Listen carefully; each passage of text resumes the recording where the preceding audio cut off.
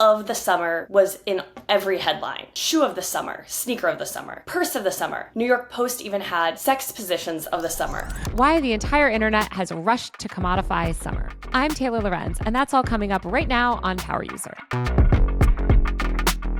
While we've all long been familiar with the concept of the song of the summer, lately there's been a rush to declare the summer everything.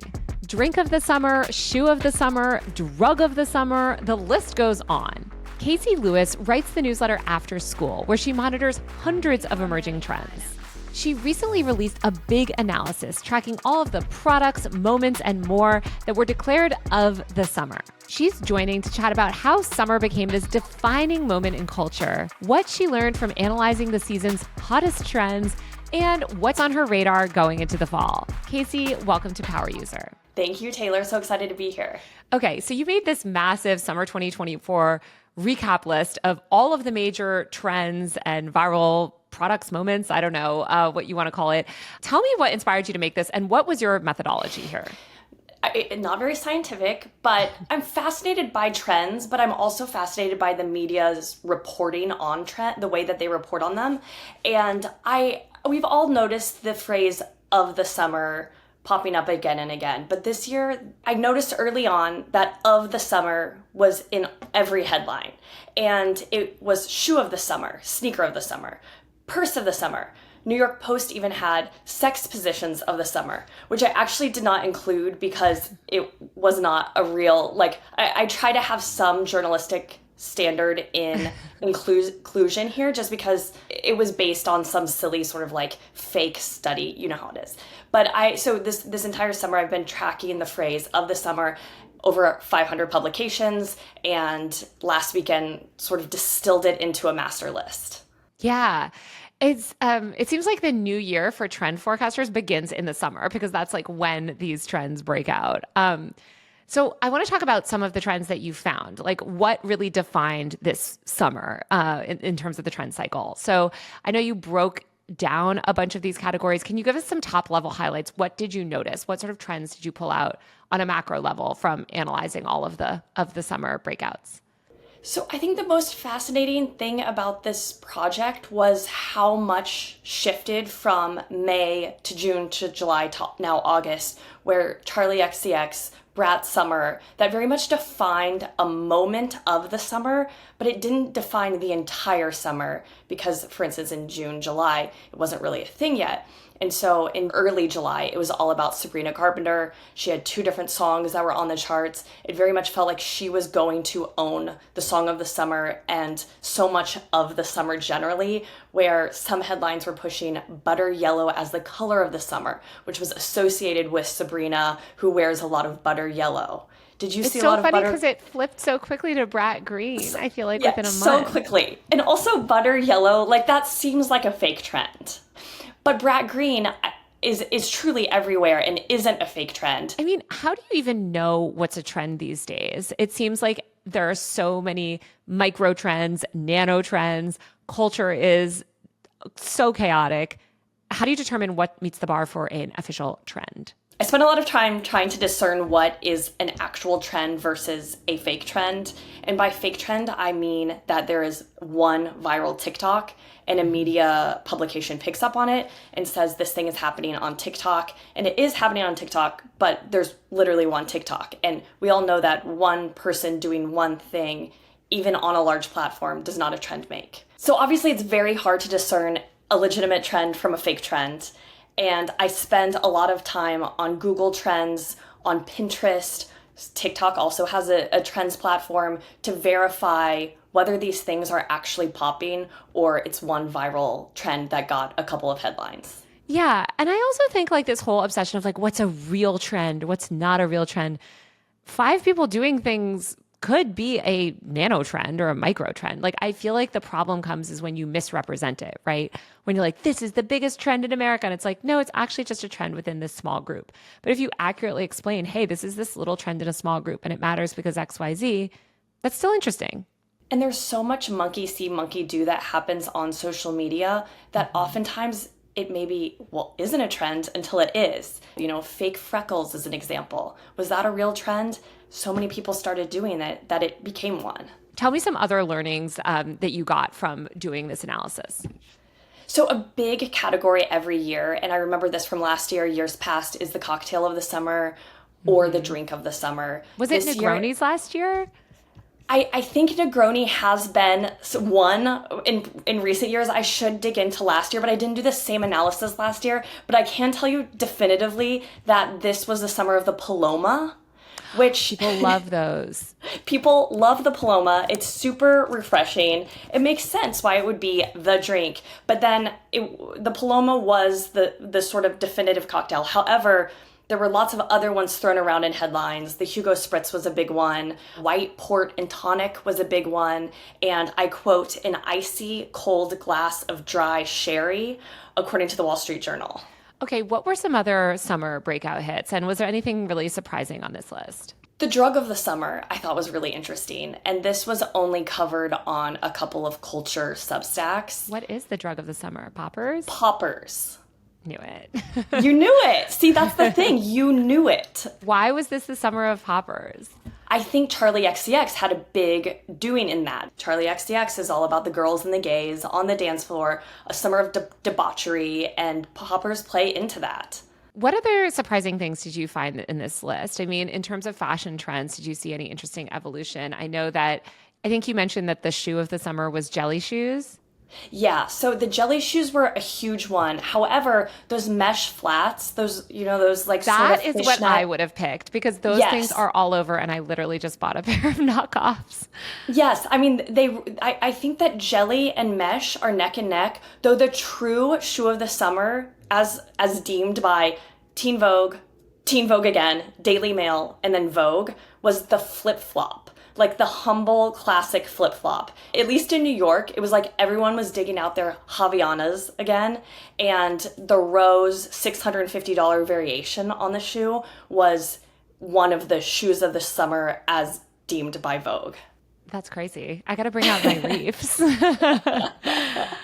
I feel like there's also these phrases like hot girl summer or blank girl summer that really took off. I think you documented horse girl summer, dirt girl summer, lazy girl summer, BFI girl summer. I don't even know what that one is. Lit girl summer. Talk to me about this sort of like blank girl trend and where it evolved from. Megan Thee Stallion actually coined this a few years ago, hot girl summer. The whole, this sort of phrasing formation all goes back to her. So now it's taken on a new life over and over again. Nancy Meyer's Girl Summer was one I saw. Hot Cat Girl Summer, which is obviously a variation on the Megan. One interesting thing I think about Megan Thee Stallion is she actually named her tour this summer Hot Girl Summer. So that gave it some extra legs. I think that she's still using that framing. And I also think it's one of those phrases that really takes off on a social media platform like TikTok, where it's very easy to riff on it. Okay, that was my next question is what role do you think platforms play in sort of commodifying summer into these trends? Because so much of this feels very TikTok to me, where there's just this rush on TikTok to declare, number one, a trend, or to sort of package a trend, or to kind of like really view your life in terms of seasons as well, like almost like movie seasons or editions, where it's like, here's my summer moment, and I'm wearing the summer colors, I'm drinking the summer drinks, I'm like sort of consuming summer in this very specific way. I think that's a great point, Taylor. And I think a big part about all of this sort of summer hoopla is life is pretty mundane if you don't kind of celebrate these small things. And we've seen on TikTok girls romanticizing their lives, romanticizing the small moments. And this sort of taking summer and turning it into a whole, to borrow a phrase from Gen Z, aesthetic is all part of that. I feel like also having summer or sort of packaging the seasons in this way lets you indulge, like you said, a little bit in a different identity or kind of experiment in different ways that you might not either. You know, I know you mentioned one piece that said this was the summer of age gap romances, the quiet vacation, things like this that I feel like can happen anytime during the year, of course, but it's about sort of like living it up for the summer or engaging in this under the guise of the summer, not like your normal life behavior, I guess, the other 3/4 of the year. Yeah, that's the second phrase I tracked was of the summer, but then also the summer of, which very small difference, but the way that the media kind of runs with these frameworks is fascinating to see the summer of Travis Kelce, the summer of age gap romances. Like, there's nothing in common between these things, but it does get you to click. Yeah, I feel like we're just moving through trends also so quickly. Like you're saying, it's like what XYZ of the summer in May is not going to be the same as June, July, or August.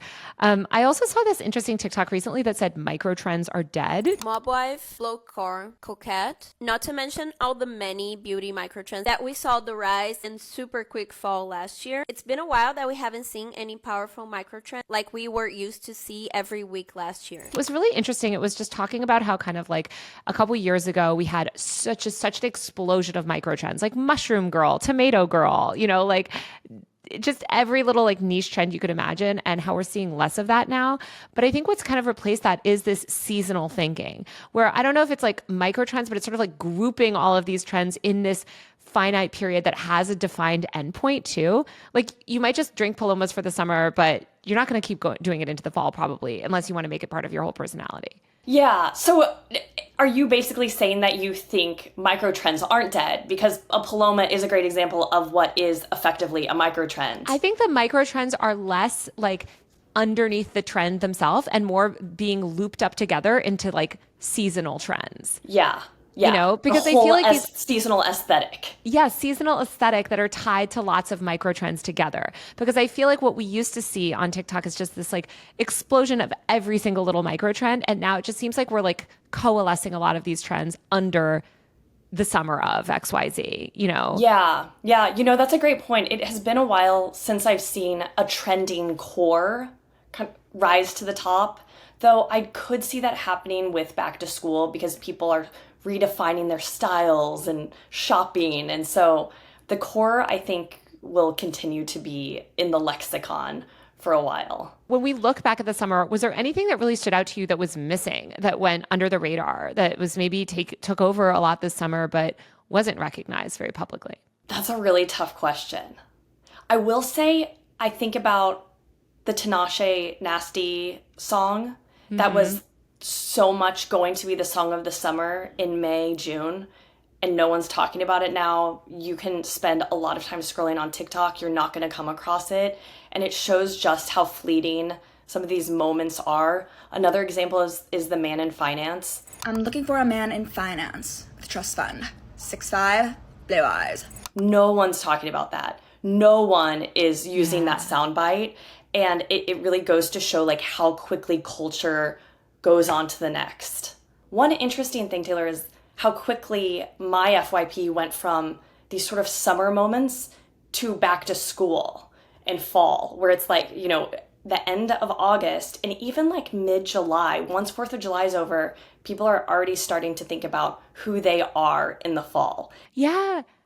Did you see that meme that was like, who will you be this fall? And it was like a series of, different, I guess, like aesthetics that you could choose. And it's like, how are you going to consume fall this year, I guess?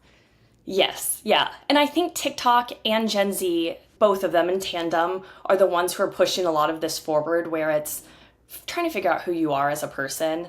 And so it comes down to seasons, but it's really just like a larger, like, who am I? What do I want my appearance to say about who I am? And even my preferences in terms of my Paloma that I'm drinking and my book that I'm reading. Yeah. And we saw these trend pieces too of like finance bro summer back in July and things like that, where it was like, I feel like men in finance did have a moment this summer, but Definitely. I guess the moment's over. Okay, let's look forward in the fall. What are you seeing already in terms of big trends leading into this fall? So one thing I've done is spent probably 15 hours watching back to school hauls. Mm-hmm. And I've been watching those too. I'm obsessed. They're so good. There's such a valuable peek into someone's consumer habits. Yes. And anytime I see one, I just feel lucky to be a little like fly on the wall. So the number one item I have seen is an Abercrombie & Fitch camo hoodie. Okay. Interesting.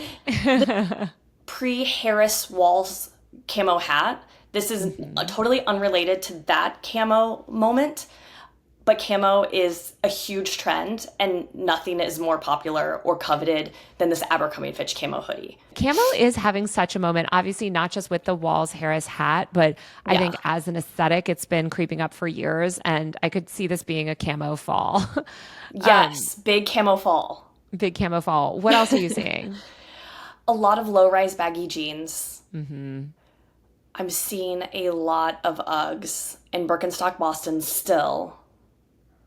On running shoes are really popular. I'm not seeing as many Hokas. I'm seeing far fewer Adidas shoes. Interesting. So the Sambas are done. Yes, the Sambas are dead. What are you seeing in terms of like outside of fashion, but just in culture more broadly? You know, what sort of like macro trends are you noticing? I think one thing that's really interesting is what's happening with beauty and skincare as it relates to teen girls and teen boys. And they're investing, both boys and girls are investing in fragrances in a huge way. The fragrance thing is so funny. I personally hate fragrance of all sorts, so it was surprising, but I guess maybe it's perfumes having a comeback. It's the impact of Jeremy fragrance trickling down. It could be. Taylor, I also hate fragrance. I am highly sensitive, and this trend is my nightmare. You know, one other thing that's been on my mind recently, I reported a story last week for The Cut about Snapchat and how it impacts teen friendships. And I hadn't given Snapchat that much thought in probably 10 years. And then I talked to dozens of tweens and teens about how this platform is their primary platform for communication, which I think many of us know. This is not news exactly, but the amount of influence and the amount of nuances that Snapchat features have was mind-boggling to me, and to understand how embedded it is in the social structures of Gen Zs and Gen Alphas is something that it's been on top of mind for the last week. Yeah, Snapchat is a real sleeper hit, honestly. It is so integral to, as you mentioned, the social structures of young people and their communication habits. But because there's not great discovery on the platform, and because it's not generally used by older people, I feel like it gets ignored a lot. I mean, it's certainly not going to be competing with TikTok in terms of necessarily entertainment content, but I think it is a place where things spread through direct communication. Yes. It seems more like an iMessage than it is a TikTok or an Instagram. I guess it's cold Snapchat Abercrombie hoodie fall. All right, Casey. Well, this has been so great. Thank you so much for joining me. Thank you, Taylor. All right, I'm here to talk about the news this week with my producer, Zach. Hi, Zach. Hello.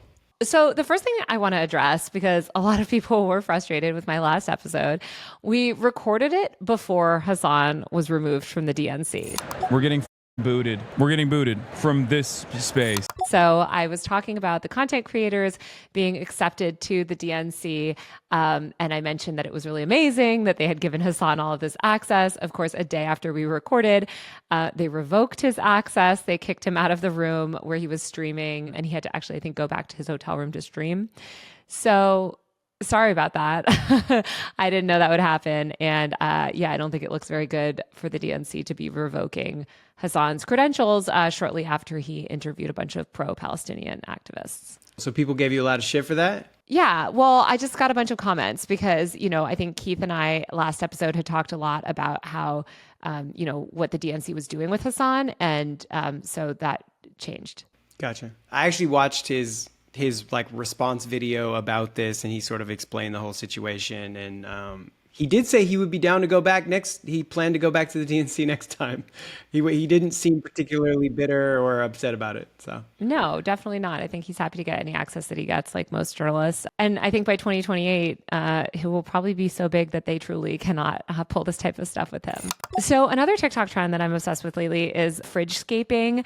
I don't know if you've seen these videos, but it's basically people artfully arranging their fridge and putting a lot of things that don't even necessarily go in a fridge, like little tiny mini oil paintings or little decorative statues and things, and just making their fridges very aesthetic. A bunch of people are saying like this is how young people have to romanticize buying groceries because we're all so broke now thanks to inflation.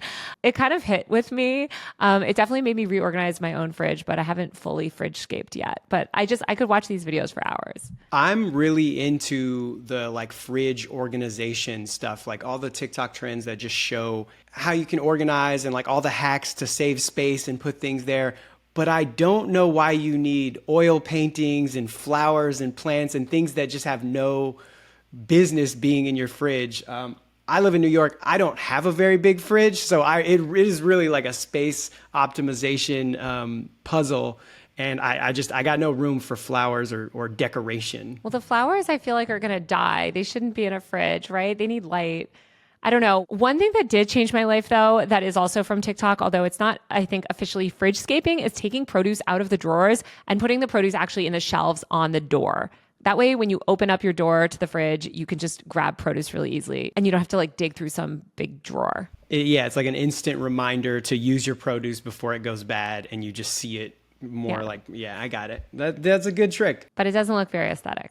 Another story this week is Chick-fil-A is launching its own streaming service. It's going to be a streaming platform. It's kind of unclear what this service will look like. It will probably be an app. Deadline reported that Chick-fil-A has been working with a bunch of major production companies and studios to create family-friendly shows, particularly in the unscripted space. And it's also in talks to license and acquire a bunch of content. They're trying to develop family-friendly shows, and they're working with major studios. They're also interested in acquiring content. So basically, I just can't wait to see what they launch. Chick-fil-A is a Christian company, as we know, and they have this very specific ideology that they promote. So I imagine anything on their streaming platform will be potentially pushing Christian values. I'm not really sure, but very interested to see kind of how this content play works out for them. I think that there is a lot of opportunity in sort of the right-wing Christian space for streaming, right? You always see the right wing like rising up against Netflix and Disney and all the mainstream streamers. So it makes sense that a smaller streamer that caters to like right-wing family values. But what about like PragerU and Daily Wire and all the other right-wing streaming services that already exist? Aren't those all YouTube though? No, they're streaming. Yeah, there's the Daily Wire is like an app. I mean, I don't know. Maybe there's room for more. And I think Chick-fil-A is infinitely more popular than PragerU and Daily Wire, right? They have a lot of brand awareness and cachet. So I don't know. We'll see how it goes. It's a weird move, but I think there's probably space for it. I wish that they would do like cooking, like chicken recipes or something. I don't know. I hope it doesn't get like super political. They're really leaning into like the family friendly aspect of it. And for children, like I could see this, if they program it with a bunch of children's content being a really good marketing vehicle. I think actually making it political would be a mistake. If it's too overtly political, like who wants a politicized Chick-fil-A streaming app? That sounds terrible. But if it's something where it's like, hey, here's a bunch of fun kids entertainment. And by the way, don't you love Chick-fil-A? Like, I don't know. It's just kind of like building that brand universe that I feel like McDonald's has done a really good job of. The other thing I saw was that the budgets for the unscripted side range in the like 400,000 per half hour. So we should just let them know that Power User is available for streaming. Let's develop a show. Let's go. Hot Ones 2.0, but with Chick-fil-A chicken wings. Perfect. I love it. Green light. Sticking with another food story, I don't know if you've seen, but people are so mad at Keith Lee on the internet right now, Zach. He is a really famous TikTok food reviewer, and he went to Washington, D.C., and he ended up not reviewing a significant number of restaurants that he actually tried food from. He said the food was just so disgusting. The smell of this, insane. It smells almost unedible, in my opinion. Chicken tastes weird. He released this like cut of him trying some of the food with, the name of the restaurant blurred out, just showing that the food actually was gross. And it's just really sparked a lot of discussion. I think people are saying like, how have you not been able to find good food in Washington, D.C. or places like New York? Like, what the heck? And then other people are like, well, he's just going off recommendations. And I just think it's opened a lot of conversation around sort of like food reviewers, food, obviously a lot of also discussions around like race and culture and kind of like what sorts of foods he's trying out. He just seems like such a sweet guy. I'm rooting for him. I feel protective of him when people start coming for him on I'm that. like way out on him. It just doesn't seem like he knows Really? anything about food. He's just eating takeout in the car with his family. I'm just like, has this person ever worked in the service industry? Have they ever worked in a kitchen? I don't find his reviews to be like particularly knowledgeable about food. And yeah, They're not knowledgeable. He goes to New York. He doesn't hit up the like spots, you know, the big like buzzy spots that people are talking about. And then when he did go to like one famous spot, he like famously ordered the wrong thing. You know, he didn't order the thing that restaurant was known for. And then he complained about it. And it's just like, dude, I don't need to hear this kid. Just go back to Vegas. I don't need your food reviews. Oh, I like him. There's something wholesome about it. I guess like I agree. I think that like he could try different spots maybe, and it might be like I would love to see him try even just more unexpected places. He's like generally pretty wholesome with his family. Food reviewing is tough. I saw Pete Wells obviously announce that he was retiring from the New York Times. He's the longtime food critic, and he wrote this whole article about kind of how that restaurant industry has changed, and also just like how being a food reviewer was so hard on his health. And it just kind of gave me a new appreciation for what these people do, because it is really hard to research dishes and give these sorts of deeply informed reviews, especially when people have such different tastes and desires and all of that stuff. Yeah, I mean, just the age of the critic is in a weird place right now, but I have seen several of Keith Lee's videos, and I'm just like, it's not for me. You're done. It's not for me. It's not for you. Teach me something about food. Yeah, he's more of a like like I think he's just one of those people where I'm like, I parasocially think he seems nice, and you know, he should just maybe make more vlog content driving around with his family. But he seems like a sweetheart. I will give him that. And as somebody that spent a week in DC recently, I actually do think the food is not that good. It's not as good as New York, that's for sure. Yeah, I mean, I'm not super familiar with the DC food scene, but I do know they have very good Ethiopian food. Oh yeah, that's true. Really good Ethiopian food. Okay, well, that's a wrap. All right. All right, that's the show. You can watch full episodes of Power User on my YouTube channel at Taylor Lorenz. Power User is produced by Travis Larchuk and Jelani Carter. Our video producer is Brandon Kiefer.